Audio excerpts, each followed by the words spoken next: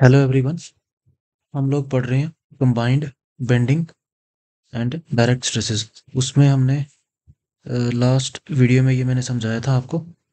आज हम पढ़ेंगे जो हमारा मेन जो टॉपिक है इसमें, रेक्टेंगुलर डैम्स। डैम्स बेसिकली दो टाइप के पढ़ने हैं हमने, रेक्टेंगुलर शेप के और ट्रेपेजॉइडल शेप के डैम पढ़ने हैं। तो आज मैं आपको बताऊंगा रेक्टेंगुलर डैम्स और स्पेस सेंट्रिसिटी का क्या रोल होता है। ठीक है, तो एक काफ़ी डिटेल में हम पढ़ेंगे इसको। So let's draw a rectangular dam.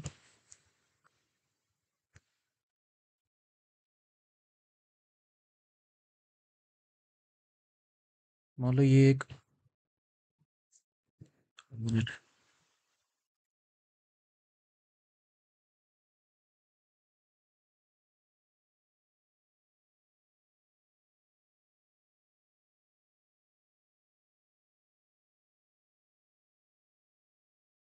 ये आ गया एक रेक्टेंगुलर डैम।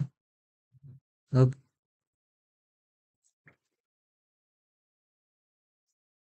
से ये इसका बेस है और बेस यहाँ इस साइड इस लेवल तक वाटर है।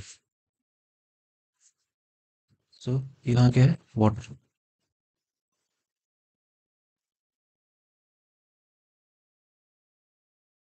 सो high let's say height of dam is capital H,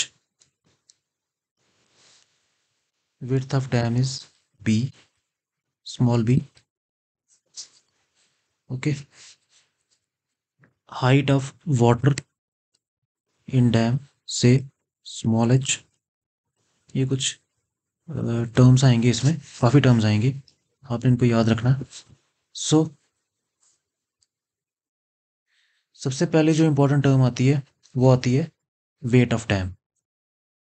कि what is will be the wait of dam, या किसका बना होता है, कंक्रीट का बना होता है ना ये डैम। ठीक है, और वेट वेट कैसे निकालेंगे?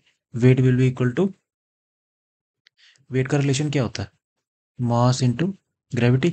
और वेट जो है कहाँ कंसंट्रेट करेगा, सेंटर में। ठीक है, हम मान लेते हैं ये सेंट्रॉइड है इसका, और यहाँ पर नीचे की तरफ आएगा क्या, डब्ल्यू, यानी कि वेट ऑफ डैम। तो वेट ऑफ डैम निकालने का फॉर्मूला हमारे पास जो बेसिक रिलेशन होता है, mass into gravity, mass of dam into gravity. Okay, so अब density is equal to mass upon volume होता है। यहाँ से आप मास निकाल सकते हो, क्या आएगा, डेंसिटी इंटू वॉल्यूम इंटू, चलो इंटू को ऐसे कर लेते हैं, इंटू जी।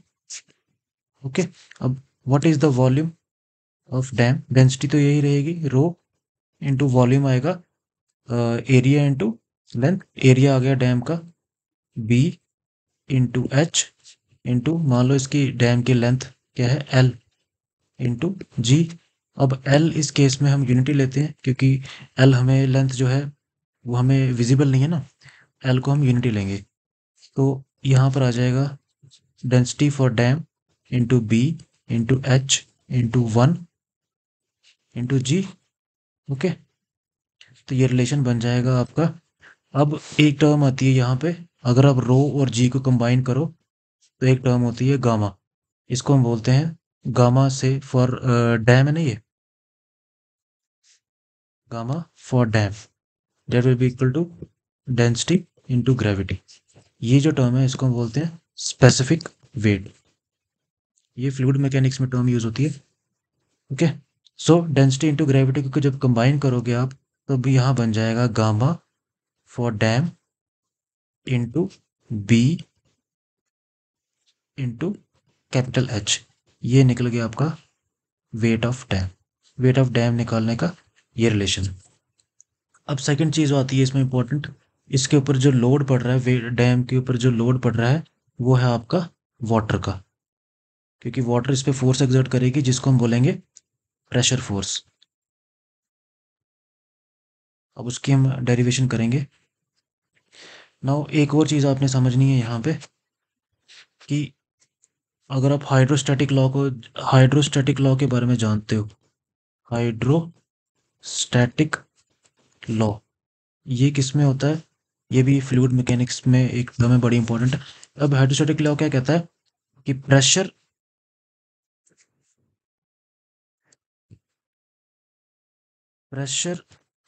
जो है is directly proportional to depth. Pressure of a liquid, अगर किसी कोई लिक्विड है, स्टेशनरी लिक्विड है, उसका प्रेशर डेप्थ के साथ इंक्रीज होता है। जैसे मतलब यहाँ पर वाटर का लेवल है ना, यहाँ पर प्रेशर जीरो होगा और सबसे ज़्यादा प्रेशर होगा इसके बेस पे। ये हाइड्रोस्टैटिक लॉ है, तो इसी को हम यूज़ करेंगे। हाइड्रोस्टैटिक लॉ का अगर डेरिवेशन एक करेंगे तो इसका आता है पी, जब ये हटाते हैं हम तो ये बन जाता है gamma for water into H. जैसे गामा फॉर डैम था यहाँ पे, ये गामा फॉर वाटर है। ओके, अब गामा फॉर वाटर वही हो गया, स्पेसिफिक ग्रेविटी फॉर वाटर। और इसका जो रिलेशन है P directly proportional to H, that means H अगर यहाँ जीरो है तो पी भी जीरो होगा, और एच बढ़ता जाएगा तो पी भी बढ़ता जाएगा, और ये लीनियर लॉ फॉलो करता है। Okay, what will be the value of pressure at this point? That will be equal to gamma w into h. Okay, अब इस ये जो प्रेशर है यहाँ पर एक फोर्स क्रिएट करेगा इस वॉल पे डैम की। ठीक है, अब इस प्रेशर का जो इधर जो प्रेशर फोर्स क्रिएट होगी उसकी उसका एक सेंटर भी होगा। अब जैसे मान लो ये क्या है, ट्राइंगल है ना, ये ट्राइंगल बना है यहाँ पे, और ट्राइंगल का सेंट्रोइड कहाँ पे होता है? ये ऊपर से 2h/3, नीचे से h/3, तो इसका सेंट्रोइड कहीं यहाँ होगा। तो जितने भी प्रेशर फोर्स इस पे एक्ट कर रही है उनका सबका सेंटर एक यहाँ पे लाई करेगा। Let it be P. Okay, तो ये आपकी टर्म ये बन जाएगा आपका h/3, और ये ऊपर 2h/3। ये ट्राइंगल की बात कर रहा हूँ मैं। ठीक है, ऐसे डिफरेंट डिफरेंट इसमें फोर्सेस होंगी ना, तो ये पी उसका एक इन फोर्सेस का सेंटर है। ठीक है, तभी ये ट्राइंगल के सेंट्रॉइड पे एक्ट कर रहा है। ओके, ये हो गया यहाँ तक।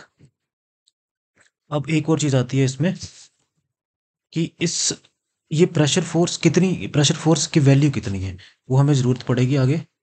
तो पी पी निकालने का रिलेशन, अब प्रेशर फोर्स की जो वैल्यू होगी वो निकलेगा आपका एरिया ऑफ ट्राइंगल से। Area of pressure triangle, area of pressure triangle. तो इस ये जो ट्राइंगल बनाया यहाँ पे, इस ट्राइंगल का एरिया कितना होगा? That will be equal to half of base into height. तो बेस क्या है? Gamma W H into height कितनी है इस ट्राइंगल की? एच। तो ये आपका रिलेशन बन जाएगा gamma W H square upon 2। तो ये वैल्यू निकल गई पी की, प्रेशर फोर्स की। ये भी बड़ी इंपॉर्टेंट टर्म है, जैसे आपका डब्ल्यू इंपॉर्टेंट टर्म है और ये पी भी वेरी इंपॉर्टेंट टर्म है। ठीक है, अब आप देखो इसको थोड़ा सा एनालाइज करोगे डायग्राम को, क्या होगा? अब इस पी को हम आगे भी ले सकते हैं, एक्सटेंड कर सकते हैं। पी पी मान लो यहाँ पे आ गया, ये पी। अब आप देखो यहाँ पर पैरेललोग्राम लगा सकते हो आप। पैरेललोग्राम कैसे लगेगा? पैरेललोग्राम क्या होता है, जैसे मान लो दो फोर्सेस हैं, एक जैसे मान लो ए है, दूसरी बी है, दोनों राइट एंगल पे हैं, और ये इनका रिजल्टेंट है। अब रिजल्टेंट की वैल्यू कैसे निकलती है? Resultant will be equal to under root of A square plus B square. ठीक है, ये पैरेललोग्राम ला है। अब इस पैरेललोग्राम को यूज करके हम यहाँ पर इसका इन दो फोर्सेस जो है, एक वेट है डैम का और एक प्रेशर फोर्स है जो वाटर की वजह से, इनका रिजल्टेंट निकालेंगे। तो इनका रिजल्टेंट कहीं, ये मान लो सेंटर है इसका, और यहाँ पर इसका आएगा R. This is the resultant, ये आएगा आर।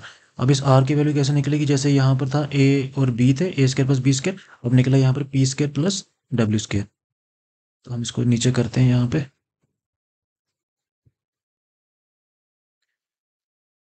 साइड पे करता हूँ मैं इसको। तो value of R will be equal to under root of P square plus W square. अब आपके पास यहाँ पर पी की वैल्यू भी है और डब्ल्यू की वैल्यू भी है और पी की वैल्यू भी है। दोनों वैल्यूज लगा के आप रिजल्टेंट की, जब न्यूमेरिकल आएगा तो आप रिजल्टेंट की वैल्यू यहाँ से निकाल सकते हो। ठीक है, एक अनदर एक इंपॉर्टेंट टर्म इसमें जो आएगी, जो मैं एसेंट्रिसिटी की बात कर रहा था। अब देखो, सेंटर ये है, ये होगा b/2, होगा ना b/2, ये b/2 और ये b/2। अब ये जो से रिजल्टेंट है आप देख रहे हो, ये सेंटर से साइड पे है ना, ये पॉइंट। तो ये आपका हो जाएगा, मान लो इसको रख लो x।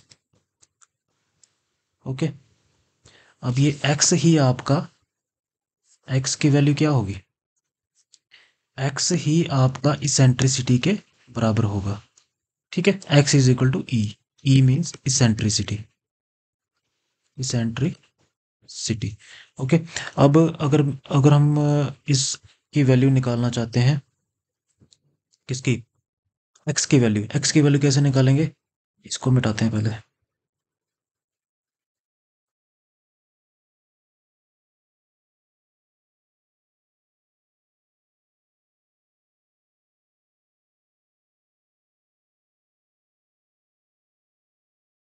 मैं बोल रहा हूँ कि 1 मिनट, मैं बोल रहा हूँ कि आपने एक्स की वैल्यू निकालनी है, एक्स मीन्स इसेंट्रिसिटी की वैल्यू निकालनी है। ठीक है, अब ये कैसे निकालेंगे, अब ये ऐसे यहाँ पर आपके दो ट्राइंगल बन रहे हैं। कौन सा, एक ये ट्राइंगल है छोटा वाला, ये, और एक बड़ा ट्राइंगल है ये वाला।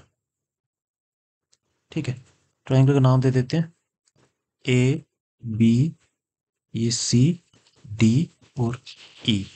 ओके, नाउ ये दोनों सिमिलर ट्राइंगल्स हैं, इन similar triangles A B C and, छोटा वाला ए बी सी, बड़ा हो गया A D E, A D E, ये आर रिजल्टेंट है, इससे कंफ्यूज नहीं होना।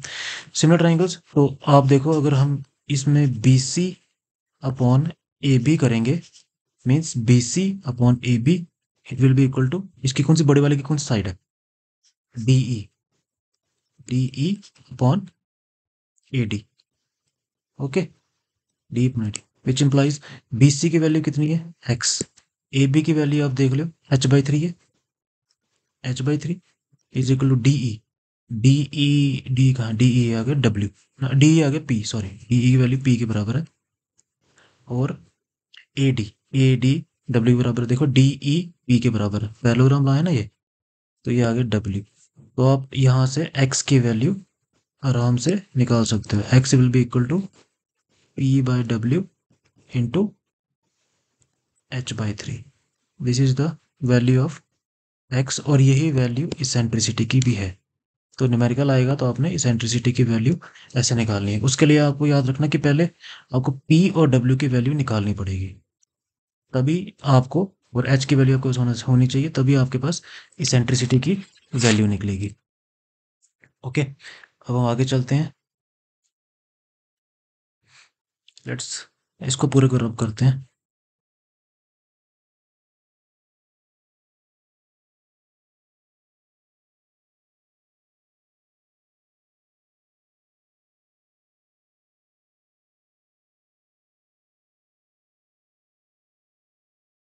अब हमने निकालने हैं स्ट्रेसेस, जो दो स्ट्रेसेस यहाँ पे काम करते हैं, मैक्सिमम एंड मिनिमम स्ट्रेसेस, उनकी वैल्यू निकालनी है। वो कैसे निकालनी है, ये भी बड़ा इंपॉर्टेंट है, जो न्यूमेरिकल में आपको आएगा ही आएगा।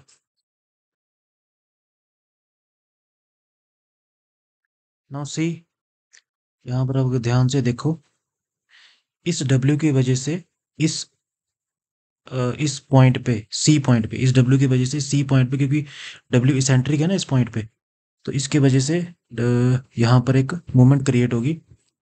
वो m की वैल्यू कितनी होगी, moment m, that will be equal to W into E. Okay, ये इस W की वजह से मोमेंट क्रिएट होगी।